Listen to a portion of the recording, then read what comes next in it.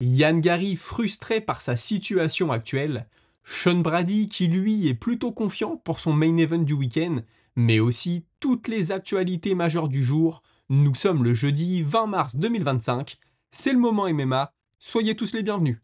Man, how the hell you doing? I've been just fine living life with the noose and in my mind, all I hear is music. Watching your mouth move, damn you look stupid. I feel like everyone's a stranger. Small talk with your narcissist. Notre main event du week-end, Sean Brady contre Leon Edwards. On a déjà parlé de l'anglais un peu plus tôt cette semaine, on en reparlera plus tard. Concentrons-nous aujourd'hui sur son adversaire, Sean Brady. Un combat qui tombe très bien pour lui, il veut être actif cette année, mais rien ne se concrétisait pour lui actuellement. Et là, à 5 semaines de l'échéance, on lui propose Leon Edwards. Peut-on parler d'un short notice 5 semaines? On est entre les deux. En tout cas, il a tout de suite accepté. C'est une opportunité en or, bien sûr, pour lui de se rapprocher de la ceinture. Vous le savez, Leon Edwards, dernièrement, a surtout affronté des lutteurs. Donc on se demande si ça va être un avantage pour lui, Leon Edwards, face à Sean Brady. Ce que répond Brady, c'est qu'en réalité, pas vraiment. La plupart des personnes pensent que Edwards est un striker qui s'en sort bien contre les lutteurs, mais lui ne voit pas les choses sous cet angle. Il prend comme exemple le combat dans lequel Edwards est devenu champion, en mettant ce high kick à Ousmane. D'après lui, tout le combat était une démonstration d'Ousmane, Ousmane dominé. Tant mieux pour Leon Edwards, il a envoyé ce high kick et l'a mis KO. Ensuite, il y a eu la revanche, la trilogie même avec Ousmane. Un combat qui, d'après lui, a plutôt été dominé par l'ancien champion, Kamaru Ousmane donc. S'en est suivi une prestation plutôt médiocre face à Covington. Ce sont toujours les paroles de Sean Brady, bien sûr. Et puis enfin, il a de nouveau affronté un lutteur, Leon Edwards, et là il s'est fait battre par Bilal Mohamed. Donc d'après Sean Brady, en réalité, Edwards ne brille pas vraiment contre les lutteurs. Et puis de toute façon, son style à lui, Brady, n'est pas le même que les autres. Et une fois qu'il va se retrouver au sol, l'anglais va se rendre compte que sa puissance est différente, que son grip est différent et surtout sa pression. Est-ce que Brady va réussir à s'imposer ce week-end? Je ne sais pas, mais je pense par contre en effet que la clé du combat pour lui, ce sera plutôt au sol. Et on lui a demandé bien sûr, est-ce qu'une victoire contre l'ancien champion, Leon Edwards, qui est toujours classé numéro 1, si je ne dis pas de bêtises dans la catégorie, serait synonyme de chance à la ceinture par la suite?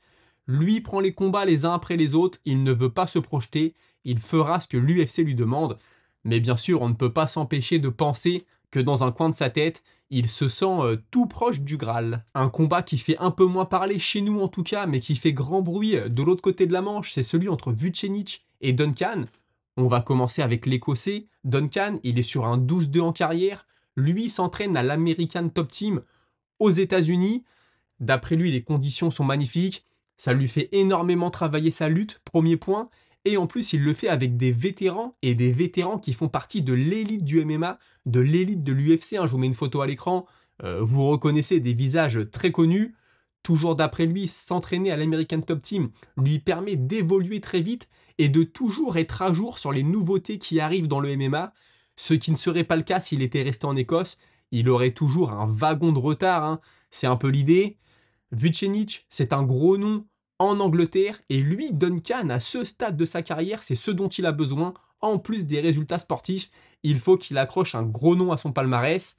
Il estime qu'il n'a jamais réussi dans l'octogone jusqu'à maintenant à montrer son plein potentiel, que ce soit lié à des blessures contractées lors de ses camps d'entraînement ou parce que le style de ses adversaires le bridait et qu'il devait être plutôt prudent. Mais là, le camp s'est passé d'une manière idéale, il n'a aucune blessure et le style de Vucenic match parfaitement avec le sien. Il pense donc que la performance sera XXL. Il y a aussi cette rivalité Écosse-Angleterre. Vucenic représente l'Angleterre. Lui, l'Écosse, il s'attend à se faire huer par le public londonien, bien sûr, mais aussi à ce que les Écossais fassent le déplacement et le soutiennent. Ça ajoute donc un petit peu de piment à ce combat.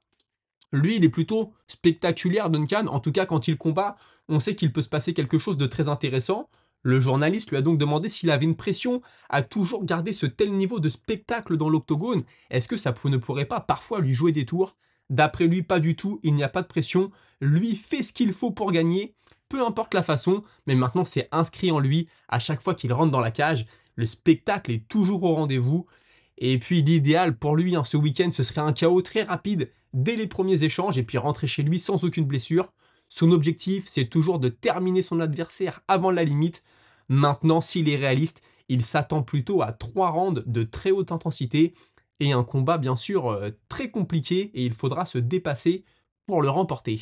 Son adversaire, Vucenic, lui, il est sur un 13-3 en carrière. Il a fait ses débuts à l'UFC l'été dernier, au mois d'août, si je dis pas de bêtises. Il s'était incliné à la décision. C'est un combat qu'il avait pris en short notice. Il n'avait pas les 3 rounds dans les pattes, hein, comme il le dit. J'avais un round, voire un round et demi maximum. Je suis allé à la décision. C'était une première expérience, pas la meilleure. Donc d'après lui, ce week-end, c'est ses vrais débuts à l'UFC. Il a eu un camp entier. Et toujours d'après ce qu'il dit, il n'y a qu'à regarder sa photo de présentation pour son combat du week-end et celle de son dernier combat l'été dernier et vous verrez que physiquement, il n'a rien à voir. Là, il a corrigé les erreurs, il a fait une partie de son camp d'entraînement en Thaïlande, il est donc très confiant. Ce combat contre Duncan, il l'a senti venir, hein. Le duel Angleterre-Écosse pour une carte à Londres, forcément, ça fait beaucoup de sens. Maintenant, il prend un peu de recul par rapport à ça. Premièrement, lui, il est mi-écossais, mi-serbe. Maintenant, il représente l'Angleterre, mais ça enlève un petit peu, d'après lui, à cette histoire. Et puis là, petit pic pour son adversaire, Duncan, qui s'entraîne et vit aux États-Unis. Donc aujourd'hui, c'est plus un Américain qu'un Écossais. Petit début de trash talk, hein, on le comprend bien sûr. Et puis lui aussi, ce qui peut être un point pivot pour lui dans ce combat, c'est son changement de mentalité. Pendant des années, alors qu'il combattait aux Cage Warriors, il mettait les combattants de l'UFC sur un piédestal. Et ils le sont, hein, c'est ce qu'il dit, ils sont tout là-haut. Mais je me suis rendu compte, suite à mon premier combat dans l'organisation, que moi aussi j'étais avec eux et que j'avais les armes pour rivaliser. Comme je vous le disais, un combat dont on ne parle pas énormément, mais je pense qu'il est important de mettre la lumière dessus parce qu'on pourrait avoir du très grand spectacle dans la cage ce week-end. Et en plus, à heure française, je le rappelle. Passons à autre chose maintenant avec Jeremy Stephens. Vous le savez, il combattait à l'UFC, il est parti au Barnacle, il sera de retour dans la Big League au mois de mai pour la carte en Iowa. Ce n'est pas un combat de retraite, c'est ce qu'il explique. C'est un contrat d'un seul combat qu'il a avec l'organisation. L'opportunité était trop belle, il ne pouvait pas passer à côté. Je rappelle que c'est un natif de cet état et qu'il y a donc une logique de respecter pour lui en tout cas. Charles Oliveira, on en parle quasiment tous les jours. Aujourd'hui, il nous explique qu'il a la BMF dans un coin de la tête. D'après lui, cette ceinture représente le combattant le plus dur, celui qui est le plus dur au mal. Et c'est qui il est, d'après lui, dans la catégorie. Il pense qu'il l'a d'ailleurs déjà prouvé de par ses performances. Et puis, avoir la BMF est la seule chose qui lui manque aujourd'hui à son palmarès. C'est vrai qu'il a déjà été champion. Ce serait donc une ceinture de plus. Brice Mitchell va mieux, je vous rassure, pour tous les fans de Brice Mitchell. Les démons l'ont quitté, il dort à nouveau, il remercie toutes les personnes qui ont prié pour lui. Lui aussi s'est rendu à l'église et ça va mieux. Et il a tenu à le dire aussi, je n'ai pas fait ça pour qu'on me plaigne ou pour vous dire que j'allais mal. C'est juste que j'étais attaqué par des démons. Je n'avais pas peur quand je me réveillais, je n'avais pas peur du combat qui arrivait. J'étais juste épuisé et en sueur parce qu'il fallait combattre ces démons dans mes rêves.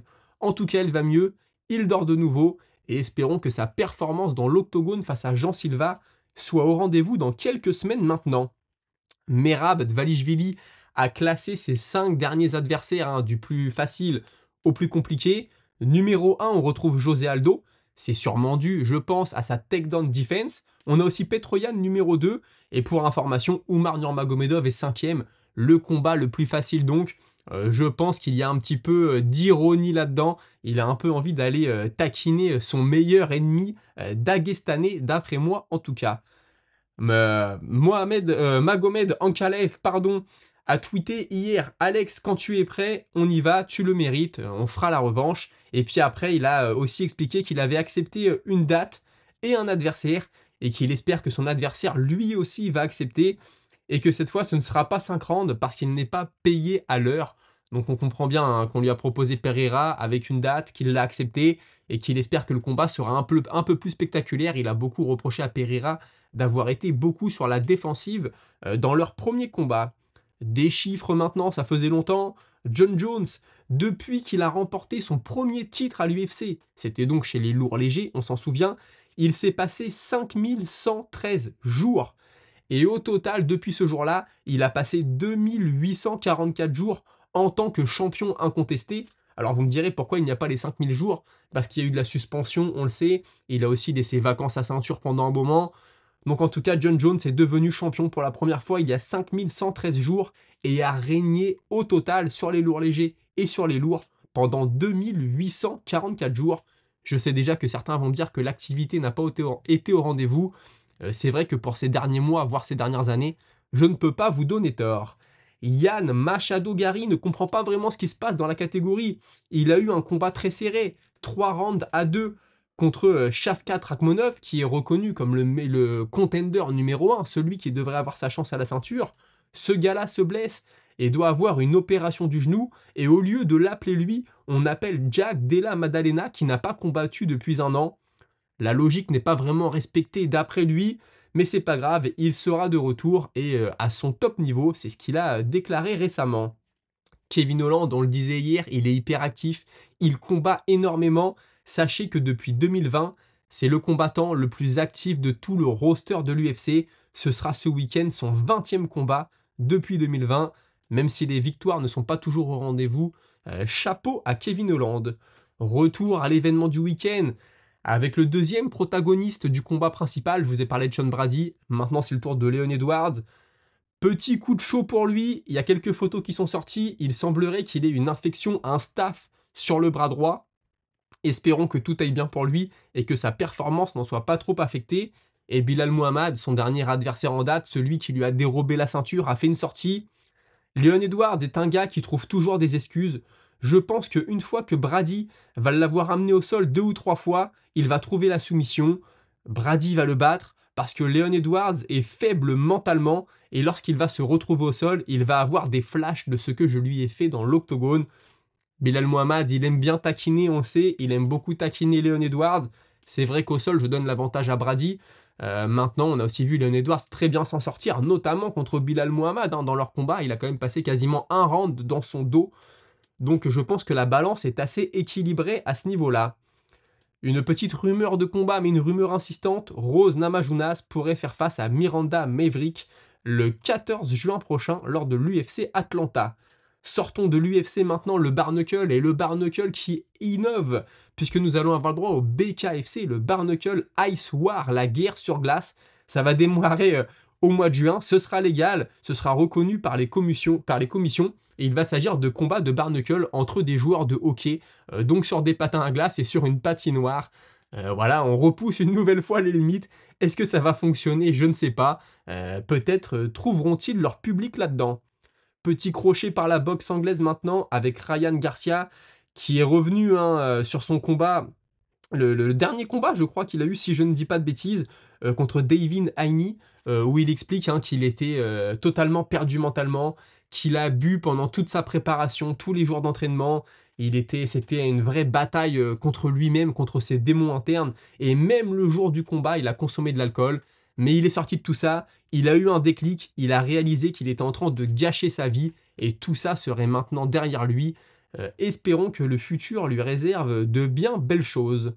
Le GFL maintenant, retour au MMA et Yoel Romero nous apprend qu'il va affronter Gerard Moussassi le 22 juin prochain. Moussassi était censé affronter Shogun Rua, mais Shogun Rua s'est blessé, c'est donc Romero contre Moussassi, un combat qu'on aurait pu avoir à l'UFC il y a quelques années, parce que les deux étaient au top à peu près à la même période. On se rappelle, Moussassi avait décidé de partir pour aller faire plus d'argent à l'époque au Bellator. Écoutez, si vous aimez cette émission, pensez à vous abonner, liker, commenter, ça me ferait très plaisir. Et tout de suite, on passe à votre moment avec la Minute Auditeur.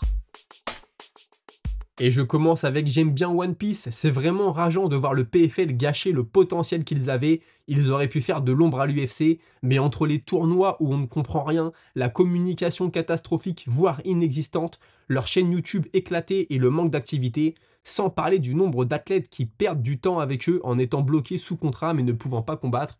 Et oui, ce que je te répondais, c'est dommage, ils sont arrivés, ils ont fait beaucoup de bruit en nous expliquant qu'ils allaient surpasser l'UFC, qu'ils allaient mieux traiter leurs combattants, etc. etc. Il faut croire que trouver une formule qui marche auprès du public et qui soit plutôt un bon compromis entre ce que cherche la promotion et ce que cherchent les combattants n'est pas si facile que ça. Espérons que l'avenir soit un peu plus radieux pour eux. Laurent Cavaille, j'ai jamais compris la négativité autour de Morgan. C'est un super combattant et on devrait être fier de l'avoir à l'UFC. Surtout qu'il se passe toujours quelque chose dans l'octogone quand il combat de tout cœur avec lui. Vous êtes plusieurs à m'avoir dit ça, que sa personnalité était plutôt bonne. Moi, je pense, c'est assez bête, hein, mais il est très présent sur les réseaux. Et quand tu es très présent sur les réseaux, tu attires toute une partie de la population qui aimerait te voir perdre, hein. Les haters, comme on a pour habitude de dire. Malheureusement, on sait comment fonctionne Internet et encore plus les réseaux. Et je pense que ça explique un peu tous ces gens qui souhaitent le voir perdre. On a ensuite MSUX2HR qui me dit, pour revenir sur la proposition faite à Teddy Riner, de mon point de vue, oncle Dana rêverait de voir un champion olympique se faire rouler dessus à l'UFC. Ce serait l'occasion pour lui de prouver la supériorité de son sport vis-à-vis des disciplines olympiques.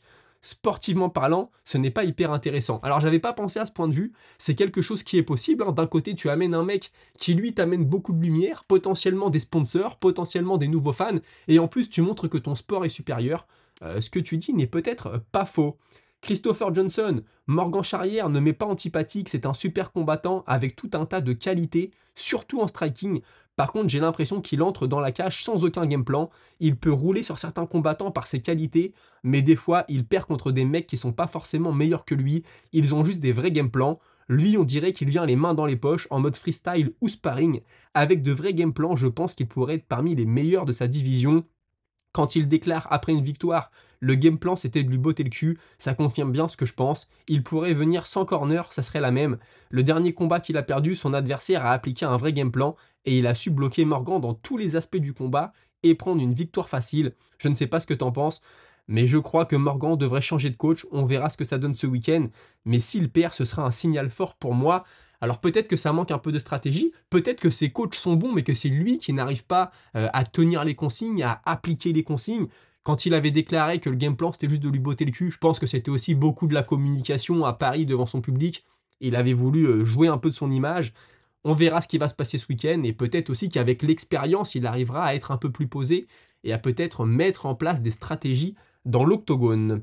On a maintenant Sichan pour terminer. Woods, Nathaniel Woods, il est fragile mentalement. Il le dit lui-même, depuis son chaos, c'est plus le même. Morgan va le manger tranquillement. Écoute, c'est tout ce qu'on souhaite. En plus, Woods, c'est quand même un nom dans la catégorie, un nom à l'UFC. Le battre, ce n'est pas n'importe quoi. Il est plutôt un combattant complet. Lui, pour le coup, je pense, va arriver avec une stratégie. Donc c'est un bon test pour Morgan à ce stade de sa carrière. Et on verra ce que lui réserve l'avenir. Les amis, c'était tout pour aujourd'hui. Merci d'avoir suivi, je vous remercie tous pour vos messages, pensez à liker, commenter, et on se retrouve très prochainement pour un nouvel épisode, je l'espère demain à 17h pour un dernier mot de cette carte de l'UFC Londres. D'ici là, portez-vous bien et passez tous une très bonne soirée.